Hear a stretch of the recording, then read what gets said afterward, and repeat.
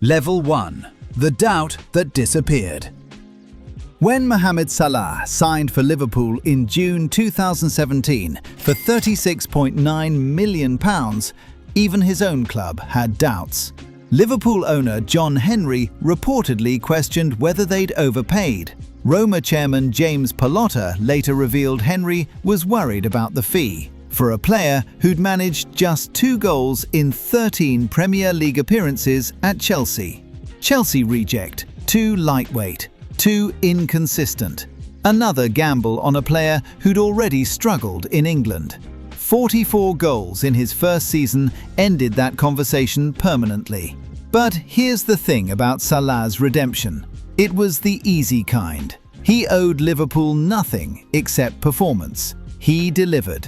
2 golden boots, a Champions League. The transformation from forgotten man to Anfield icon happened so quickly that people forgot there was ever doubt at all. Robert Lewandowski's situation operated differently. Nobody doubted his quality, they doubted his commitment. By 2013, everyone knew he was leaving Borussia Dortmund for Bayern Munich. The transfer had been agreed in principle. He was mentally already in Bavaria, counting down the matches until he could wear red. So, what did he do in his final season wearing black and yellow? He dragged Dortmund to a Champions League final against the very club about to sign him. 4 goals in the semi-final against Real Madrid. A performance so spectacular that Dortmund supporters found themselves unable to hold his departure against him. That's level 1. External doubt erased by undeniable achievement.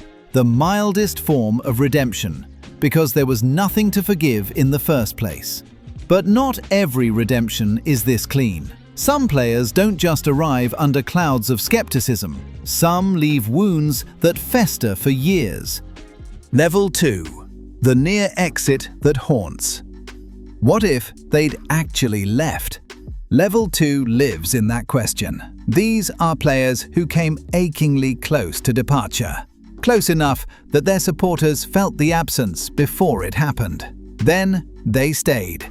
And then they did something so extraordinary that the near departure became not a stain, but a pivot point. Steven Gerrard handed in a transfer request in July 2005. Liverpool had just won the Champions League, the most dramatic final in the competition's history, and their captain wanted out. Chelsea had offered £32 million. Jose Mourinho dreamed of pairing Gerrard with Frank Lampard and Claude Makelele. The deal was almost there, Mourinho later admitted. Gerrard himself acknowledged flirting with the move. A lack of maturity, he called it years later. His bags were packed. The uncertainty about Liverpool's direction under Rafael Benitez had corroded his commitment. Then he changed his mind. Within 24 hours of submitting the request, Gerrard recommitted to Liverpool. What followed was the 2005-2006 FA Cup, the Gerrard final. 2 goals against West Ham, including a 35-yard screamer in injury time to force extra time. Liverpool won on penalties.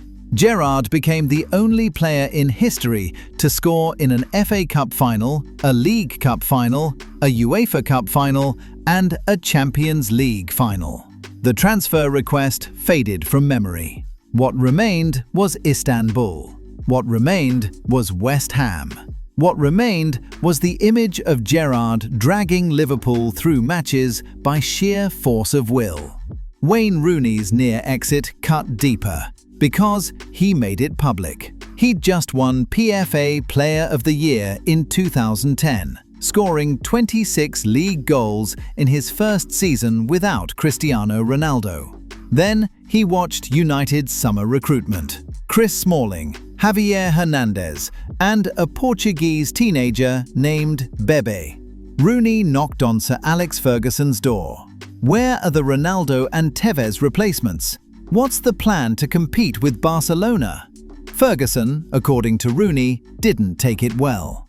In October, Rooney released a statement. He wouldn't sign a new contract because the club lacked ambition. Manchester City circled. The Old Trafford faithful prepared to say goodbye to their number 10. Within days, Rooney signed a 5-year extension worth reportedly £180,000 per week. When he returned from injury against Wigan a month later, sections of the crowd booed. Then, he went on to become United's all-time leading goalscorer. 253 goals, 5 Premier League titles, a Champions League. The man who questioned the club's ambition won more trophies than anyone who came after him. That question I asked in 2010, it still hasn't been addressed, Rooney said in 2025, watching United struggle through another rebuild. Francesco Totti's temptation came wrapped in gold. In 2004, Real Madrid made a concrete offer to bring him to the Bernabeu alongside Zidane, Beckham, and Ronaldo. Florentino Perez wanted the Italian playmaker as his next Galactico. Totti was 28, at the peak of his powers, fresh off 3 consecutive Serie A Player of the Year awards.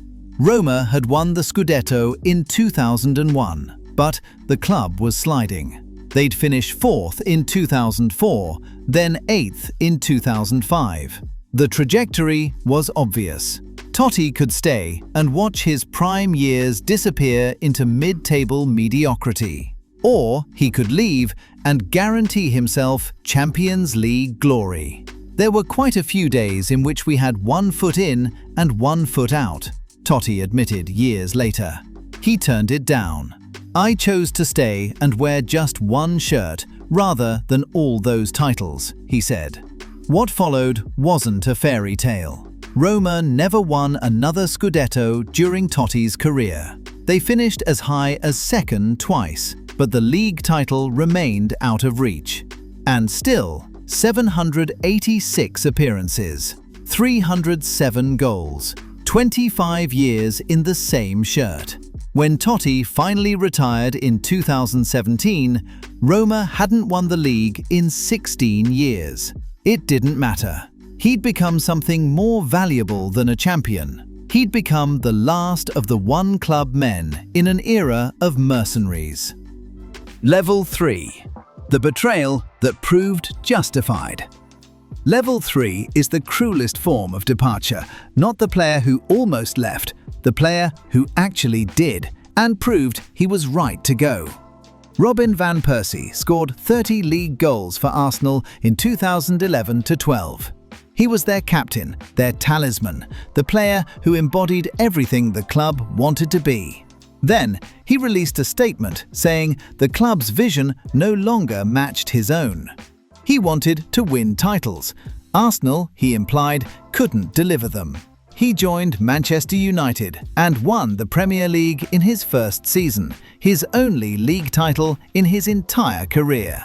The cruelty wasn't just the betrayal, it was the vindication. Van Persie said Arsenal couldn't compete for titles. Then he proved it by winning one immediately after leaving. The 30 goals that had made him Arsenal's hero became 26 goals that made him United's champion. Arsenal fans weren't just betrayed, they were proven wrong.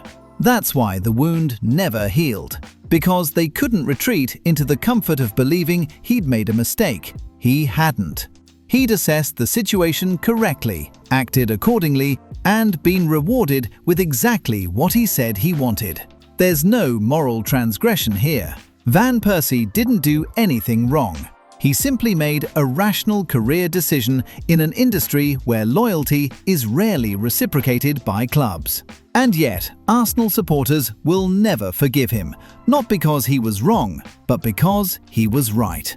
Level 3 redemption is tribal. It depends entirely on which shirt you're wearing when you evaluate it.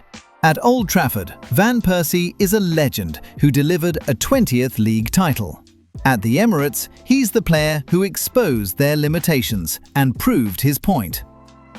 Level 4. The boos that stopped. Now the rejection comes from within, your own supporters turning against you. Sometimes for something you did, sometimes for nothing at all. Harry Maguire stood at Wembley in March 2022. The stadium announcer read the England starting lineup. When Maguire's name echoed through the PA system, sections of the crowd responded with boos. Not opposing supporters, England fans, his own people. Manager Gareth Southgate called it an absolute joke. Harry Kane said it was just not right. Jordan Henderson couldn't understand what had happened. Maguire had committed no betrayal. He'd simply played poorly for Manchester United that season, the £80 million price tag hanging around his neck like an anchor. And somehow, sections of England's fan base decided that his club form disqualified him from basic respect while wearing the national team shirt. That's the cruelty of undeserved rejection. Modern football's online environment can transform a difficult season into a referendum on your fundamental worth as a person. And it wasn't just England fans. At Old Trafford, Maguire had become the symbol of everything wrong with Manchester United's post-Ferguson decline. The £80 million captain of a team that kept finishing outside the top four. Social media turned him into a meme. Pundits questioned whether he belonged at an elite club. The criticism came from every direction, relentless and often personal. Granit Xhaka's rejection was different. On October 27, 2019, Xhaka walked slowly off the Emirates pitch. Arsenal were drawing 2-2 with Crystal Palace. Manager Unai Emery had substituted him in the 61st minute. As Xhaka made his way toward the touchline, Arsenal supporters began to jeer. They were celebrating his removal. The noise intensified. Xhaka cupped his ear toward the crowd. He waved dismissively. He gestured angrily. Then he ripped off his shirt, threw it to the ground, and disappeared down the tunnel. The club captain had just confronted his own fans in the most public way possible. Xhaka was stripped of the captaincy within days. A move to Hertha Berlin was agreed. His bags were packed, passports ready. He was done with Arsenal. Two players, two different situations. One had done nothing wrong, one had crossed a line. Both absorbed years of hostility from the people who were supposed to support them. Maguire kept playing. In October 2025, he headed a late winner at Anfield, Manchester United's first victory at Liverpool since 2016. His last 6 goals for the club have come in the 84th minute or later, the 121st minute winner against Lyon in the Europa League quarter-finals. The 93rd minute winner against Leicester. The man who was booed by his own country has become one of United's most reliable performers in moments of maximum pressure. Xhaka stayed at Arsenal after Mikel Arteta convinced him to reconsider. Arteta moved him from the defensive midfield position, where his weaknesses were constantly exposed, into a more advanced role, where his passing range and intelligence could flourish. In the 2022-23 title challenge, Xhaka started all but 2 games. 14 goal contributions, a complete tactical reinvention. The same supporters who had booed him off the pitch were now singing his name, pleading with him to stay. He left anyway, to Bayer Leverkusen, where he promptly won the Bundesliga unbeaten in his first season. But he left as a hero, not a villain. Level 4 redemption requires something beyond performance. It requires outlasting the hostility, proving that the crowd's judgment, whether fair or not, was temporary, while your quality was permanent. Level 5. The unforgivable moment. Some mistakes are so public, so catastrophic, that they should define a career forever. Level 5 is about a player who committed those mistakes and somehow escaped it. David Beckham kicked Diego Simeone in the 47th minute of England's World Cup round of 16 match against Argentina. It was June 30th, 1998. The score was 2-2. Simeone had fouled Beckham, leaned into him as he lay on the pitch, and Beckham, still on the ground, flicked his leg backward into the Argentine's calf. Simeone went down dramatically. The referee produced a red card. England, down to 10 men, lost on penalties. What followed was an intense backlash unlike anything an English footballer had experienced. The Daily Mirror's headline, "10 heroic lions, 1 stupid boy." An effigy of Beckham was hung outside a London pub. He received threats. Fans confronted him in the street. Opposition supporters targeted him at every away ground. "I wish there was a pill that you could take that could erase certain memories," Beckham said years later. For 3 years, Beckham absorbed it. Manchester United fans protected him at Old Trafford, but everywhere else was hostile territory. He won the treble in 1999. He won another Premier League title in 2000. None of it mattered. He was still the man who got England knocked out of the World Cup. Then came October 6, 2001. England needed a draw against Greece at Old Trafford to qualify for the 2002 World Cup. They were losing 2-1 in the 93rd minute. Beckham had been everywhere that match, covering every blade of grass, refusing to accept elimination. When England won a free kick 25 yards from goal, there was only one man who was going to take it. The ball curled over the wall and into the top corner. England qualified. Beckham collapsed to his knees. "Now he's a national hero," the commentator said. But the redemption wasn't complete. Not yet. At the 2002 World Cup, fate delivered the perfect script. England drew Argentina in the group stage. In the 44th minute, Michael Owen was fouled by Mauricio Pochettino in the penalty area.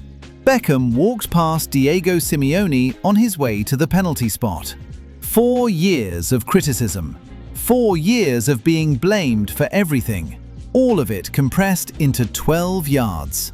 He hammered the ball down the center of the goal. England won 1-0. Argentina were eliminated. "That felt like quite a lot of redemption," said one England fan who was there. Level 5 redemption isn't about outlasting criticism. It's about being given a second chance at the exact moment that defined you and taking it. Level 6. The Forgotten Past. At Level 6, the issues were real. The criticism was justified. These were genuine incidents that should have defined careers. And somehow, achievement, time, and personal development buried them anyway.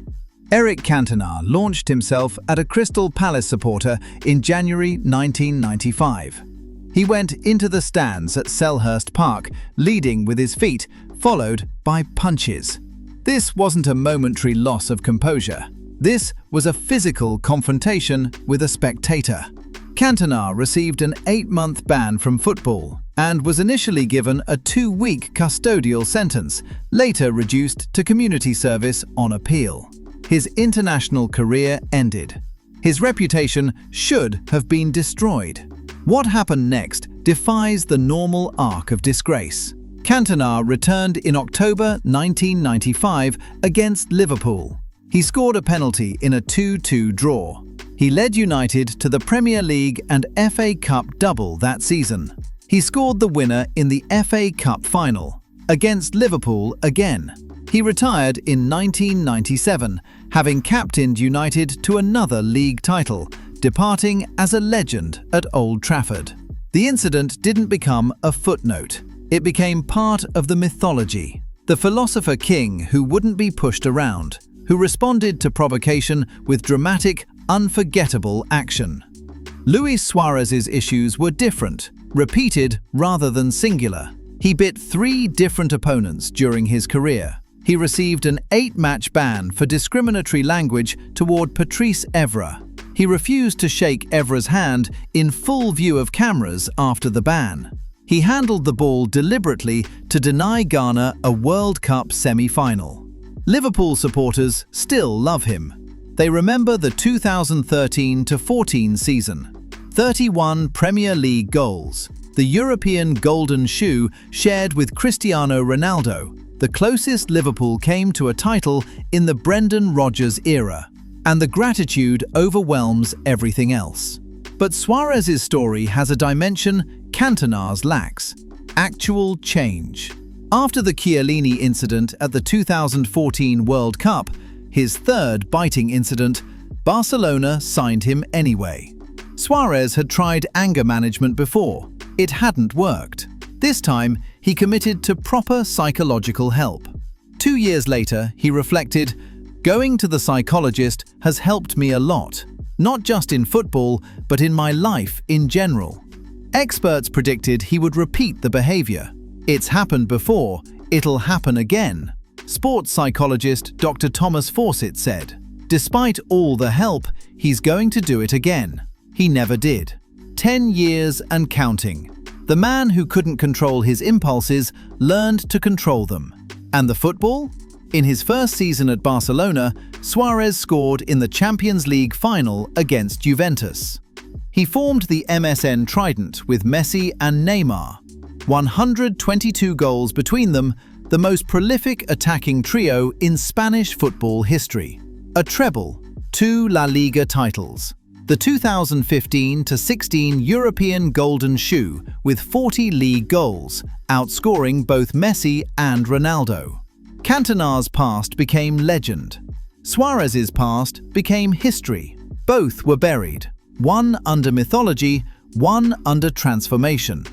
Level 6 doesn't ask whether the burial was deserved. It simply observes that achievement, given enough time and enough goals, can overwhelm almost anything. Level 7. The ones who stayed. The final level isn't about escaping past mistakes. It's about choices so significant that they redefine what loyalty means in football. Every level before this has been about escaping something: doubt, near departure, betrayal, hostility, catastrophe, transgression. Level 7 is different. These players faced a test that had nothing to do with their own failings. The club failed them, and they stayed anyway. In July 2006, Juventus were relegated to Serie B. The Calciopoli scandal had exposed the club's systematic manipulation of referee appointments. 2 Scudetti were stripped, 9 points were deducted. The greatest club in Italian football history was banished to the second division. Every major club in Europe circled. Fabio Cannavaro and Emerson left for Real Madrid. Lilian Thuram and Gianluca Zambrotta went to Barcelona. Patrick Vieira and Zlatan Ibrahimovic joined Inter Milan. Fabio Capello, the manager, departed for the Bernabeu. The exodus seemed complete. Juventus would rebuild with reserves and loan players, scrapping their way back to respectability over years of mediocrity. Then the phone call started. Gianluigi Buffon was the reigning World Cup champion. He'd lifted the trophy in Berlin just weeks before the relegation was confirmed. Every elite club in Europe would have paid whatever it took to sign him. He was 28 years old, at the absolute peak of his powers. He stayed. "If I have become world champion, it is thanks to Juve," Buffon said. "I can cope with a year in the second division." Alessandro Del Piero was 31, Juventus's captain, the club's all-time leading scorer. His contract allowed him to leave. He took a salary cut instead. "A true gentleman never leaves his lady," Del Piero said. Pavel Nedved was 33 and had won the Ballon d'Or just 3 years earlier. Manchester United wanted him. He said no. David Trezeguet, Mauro Camoranesi, Giorgio Chiellini, all of them stayed. World-class players chose to play against Rimini and Mantova and Frosinone, while their peers competed in the Champions League. Think about what that means. A World Cup winner, several World Cup winners, playing in smaller stadiums in Italy's second division. Their market values declining with every match. Their legacies tied to a club that might never recover. Del Piero finished as Serie B's top scorer with 20 goals. Juventus won promotion at the first attempt. They returned to Serie A with their core intact. 6 years later, Buffon lifted the Scudetto. the first of 9 consecutive league titles. The dynasty that would dominate Italian football for a decade was built on the foundation of players who refused to leave, when leaving would have been completely understandable. The players who left won trophies elsewhere. Cannavaro won 2 La Liga titles at Real Madrid. Ibrahimovic won everything, everywhere. The ones who stayed carry a different status entirely. They chose the shirt over the silverware. And then they won the silverware anyway. Level 7 is the rarest form of redemption. In an era when loyalty had become a punchline, when staying was seen as sentimentality or bad financial planning, Buffon, Del Piero and Nedved proved it could still mean something. 7 levels of redemption. Some players escaped doubt. Some outlasted hatred. Some buried their past under trophies. Football never stops debating who deserves forgiveness and who never needed it at all. If this video made you think of a name, drop it in the comments. And subscribe if you want more football stories that go deeper than the headlines.